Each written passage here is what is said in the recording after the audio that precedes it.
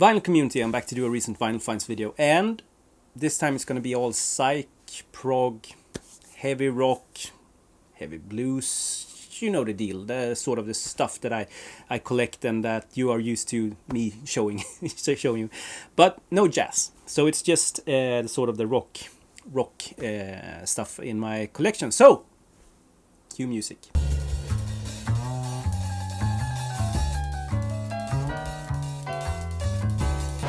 Well, if you haven't given this a thumbs up, don't do it yet because you don't know if it's good.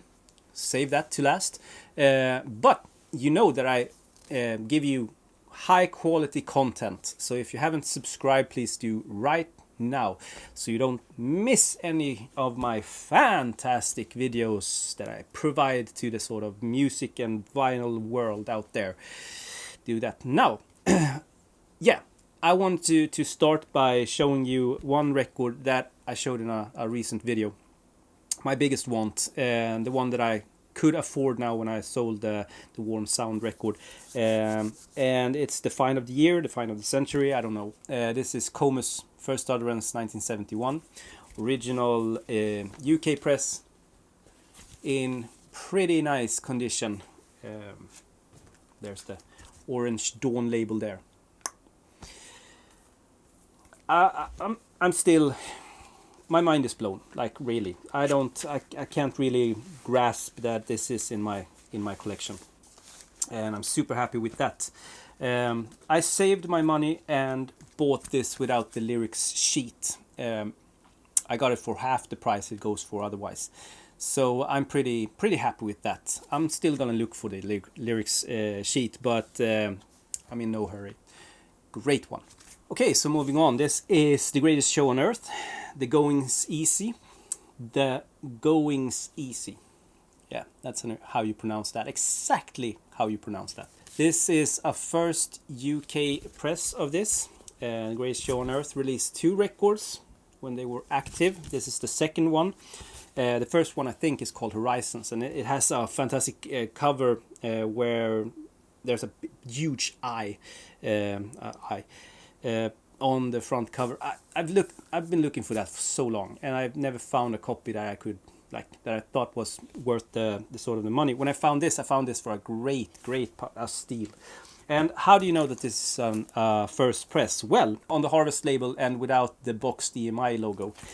The second press had the boxed EMI logo, and it's also a little bit, there's some sort of structure on this on the cover, so that's how you know that it's a first press. I think I'd put this in the sort of heavy rock segment of the collection, and it's a great one when it comes to that sort of genre. Yeah, I don't think that anyone who digs like heavy blues and heavy 70s rock would be disappointed with this one.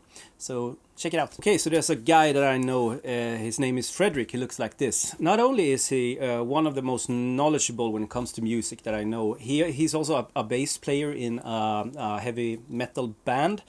He's one of the most, should I say, kindest person that I've have the privilege to know, and he's also one of the most good looking. I mean, come on, look at that face. I mean, shit, if I wasn't married.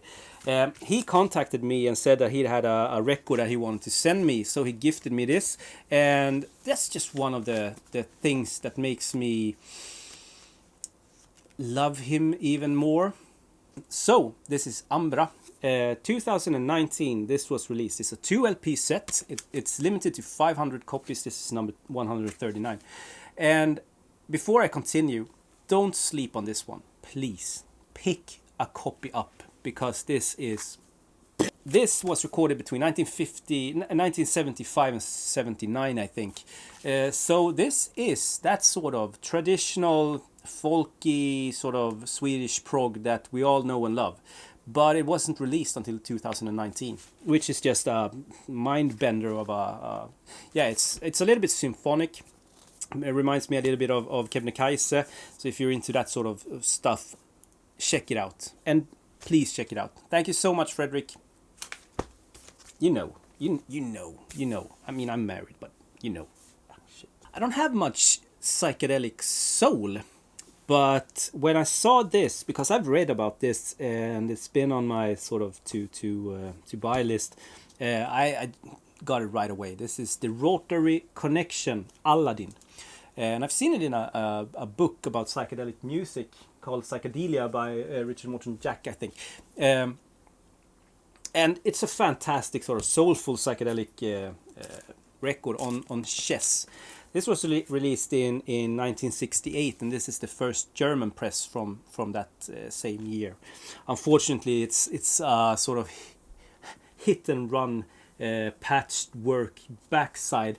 I have no idea why they did this awful sort of copy paste thing here, and I think that the first US press came with a gatefold sleeve. This is not a gatefold sleeve.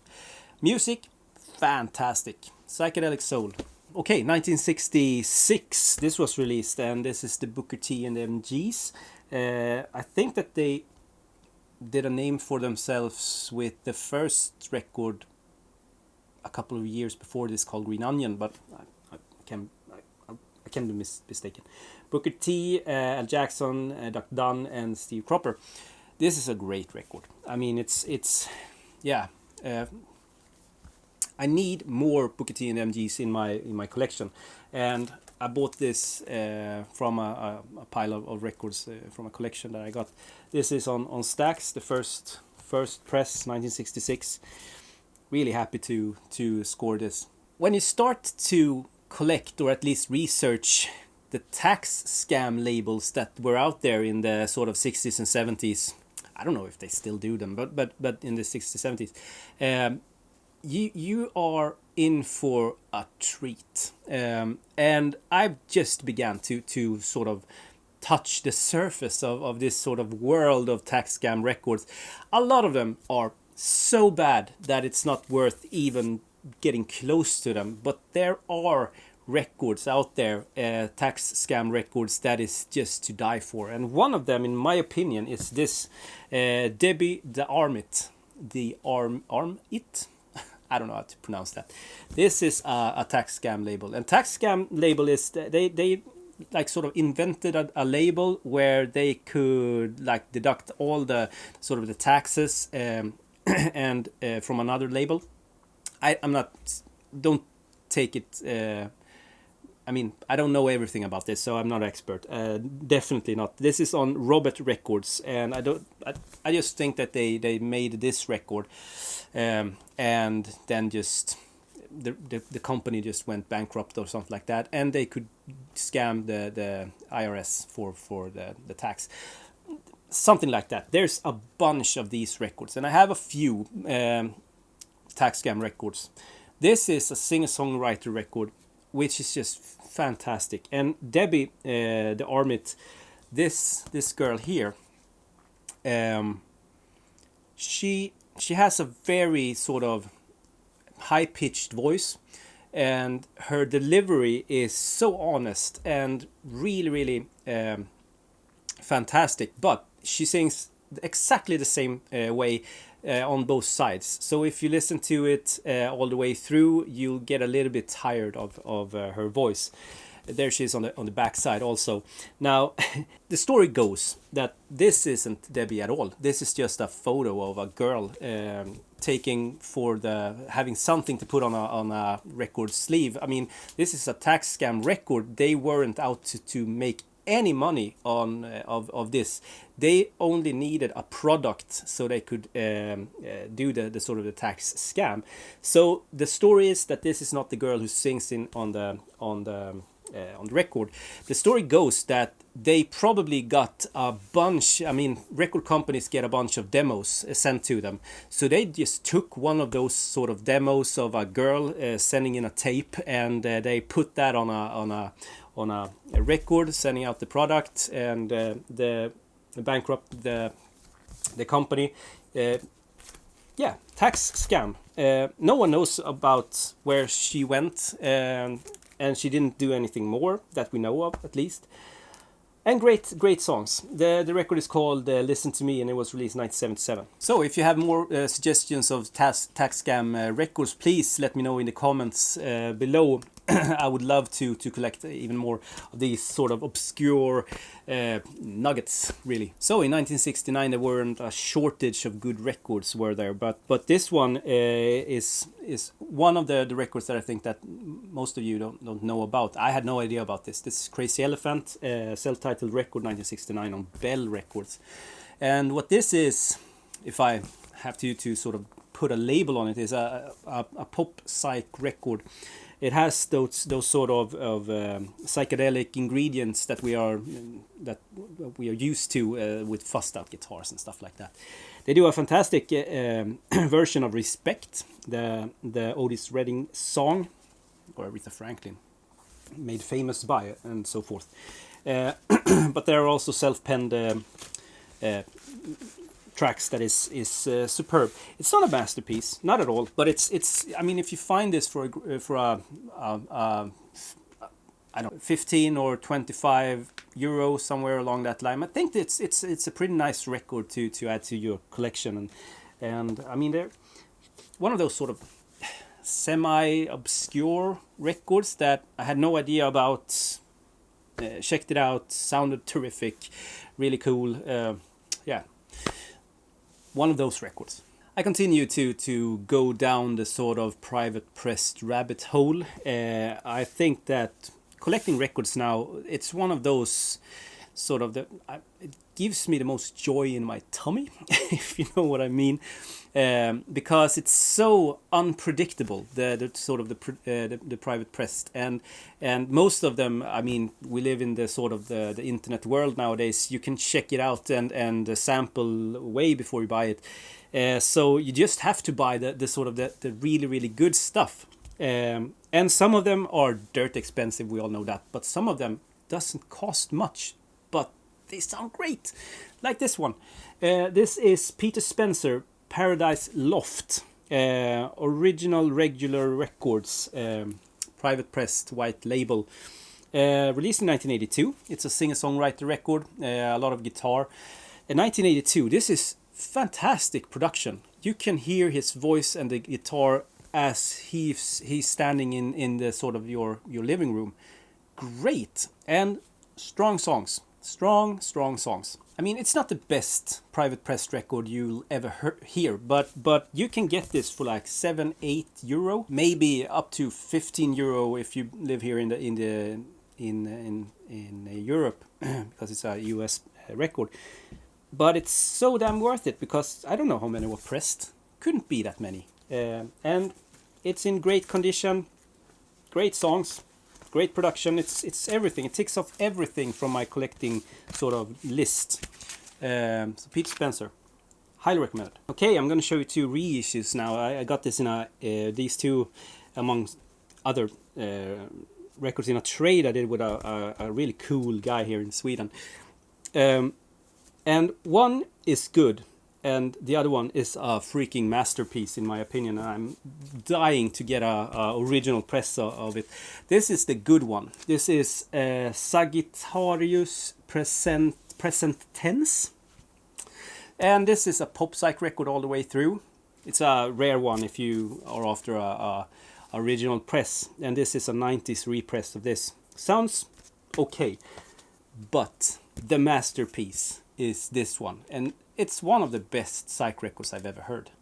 This is The Millennium Begin, and I don't have much info, but I think it's a sort of a patched group of different psych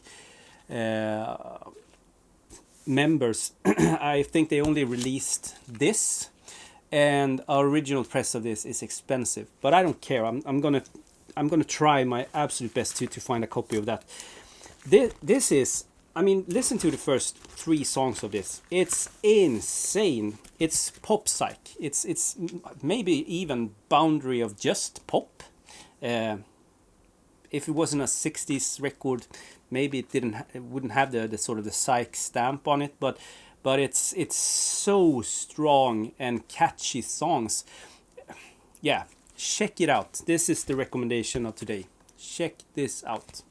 And if you have an original press that you don't need, that you want to sell to me, contact me. And going back to the sort of private pressed sphere, this is not a private pressed record, not at all. This is on the Kama Sutra label, and I'm going to show that to you real soon. But it has all the ingredients of being a sort of a private pressed. It's a record I had no idea about. It blew me away when I heard it the first time, and I'm so glad that I found it in my life. This is as good as any singer-songwriter record you will ever play, and the production is stellar. Sounds fantastic. Just like with the other one, the Peter record, it sounds like he's standing in your living room when you are listening to it. And the record I'm talking about is this. Such a dull, meaningless cover artwork for such a fantastic record. Chet Nichols' Time Loop on the Kama Sutra record label, 1972, US first press, and you can get this for €8, maybe 15 tops. If you get a really nice copy of this, you have to pay like 13, and it's going to be one of the best records, singer-songwriter records that you have heard. I shit you not, it's such high quality, it's insane. So do yourself a favor, get this today. Continue on with, and now we go into a little bit more rarer sort of terrain here.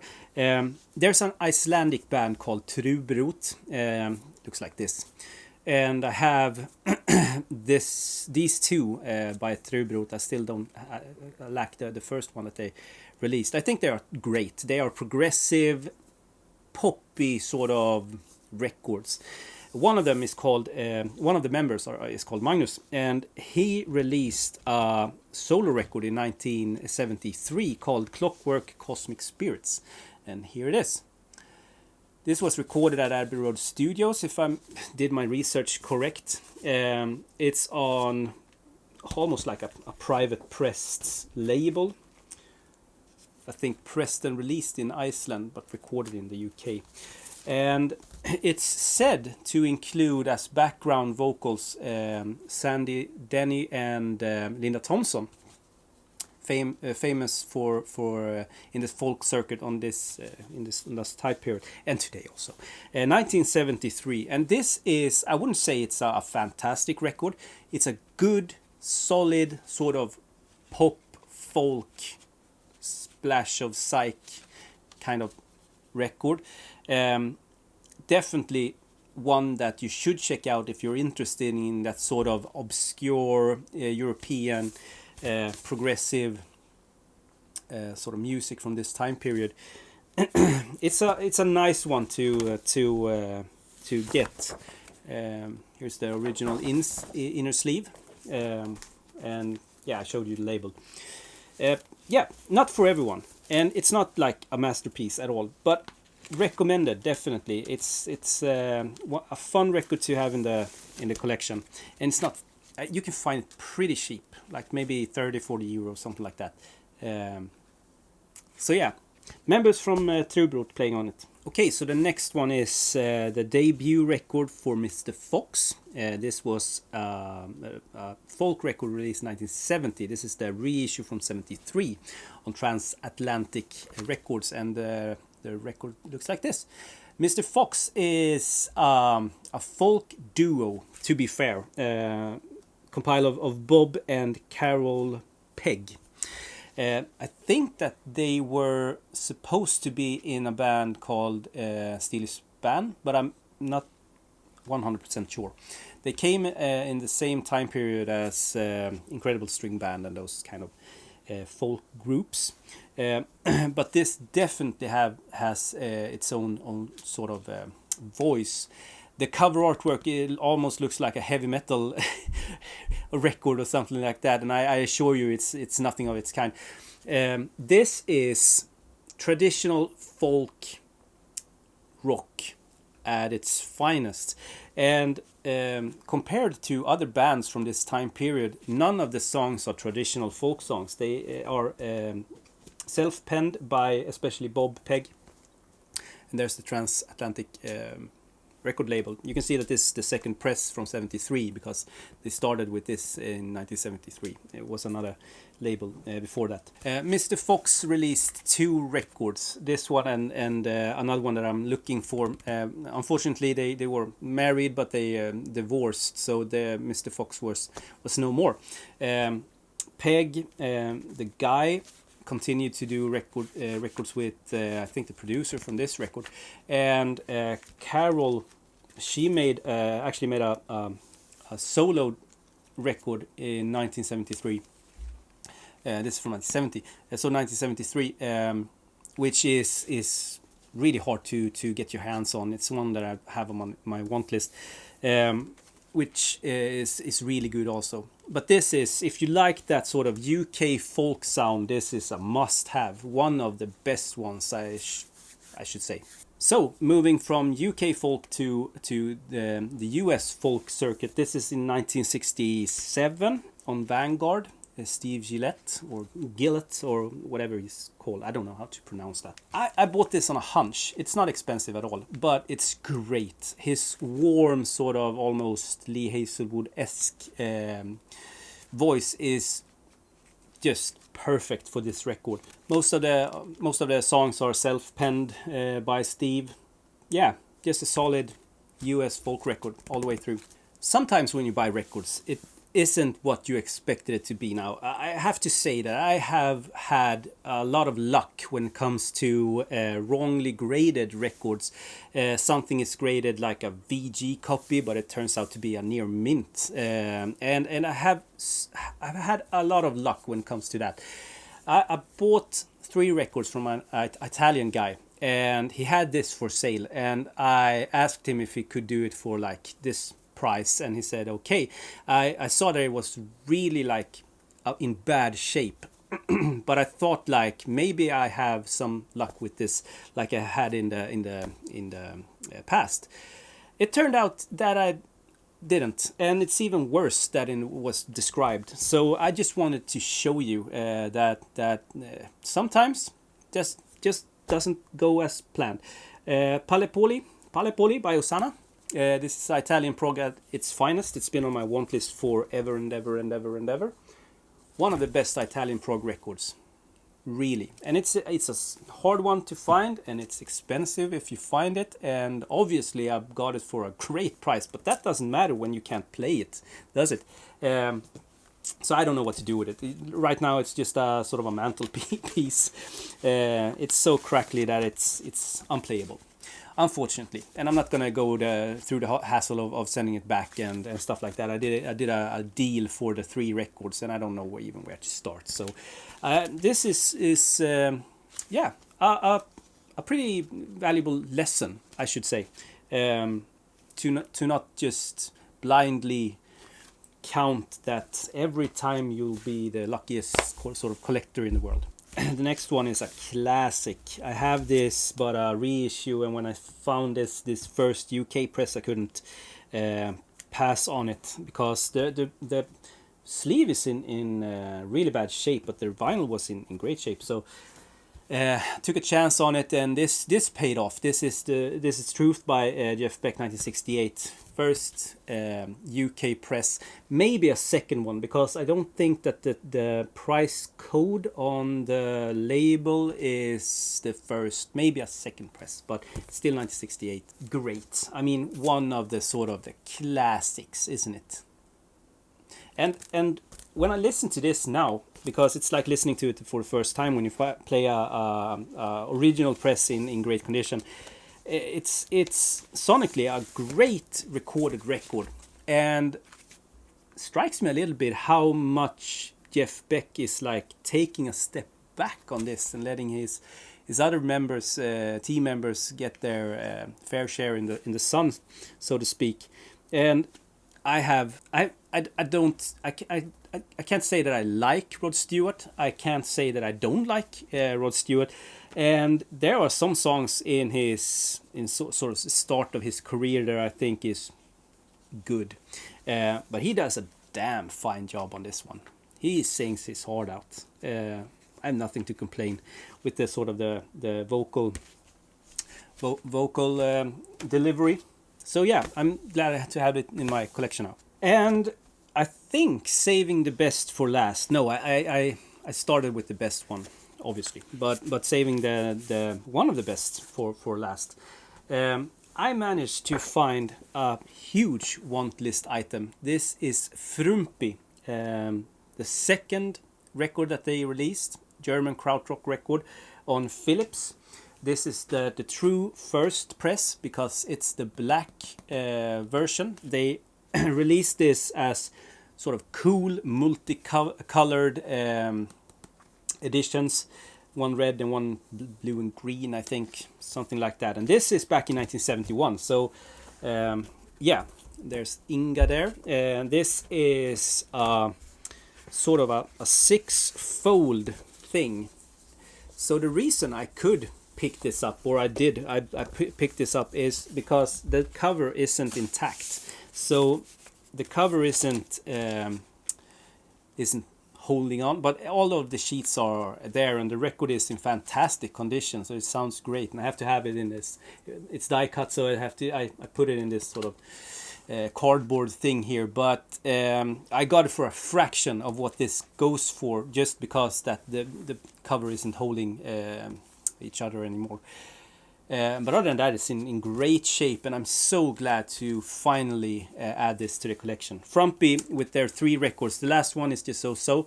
Got that not too long ago. I think I showed it in my last sort of Psych finds.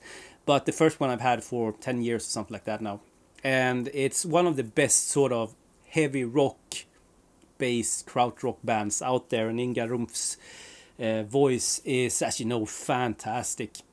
So great heavy band. I think that this is my favorite of the 3 records, or at least on par with the first one, which is also a masterpiece in my opinion.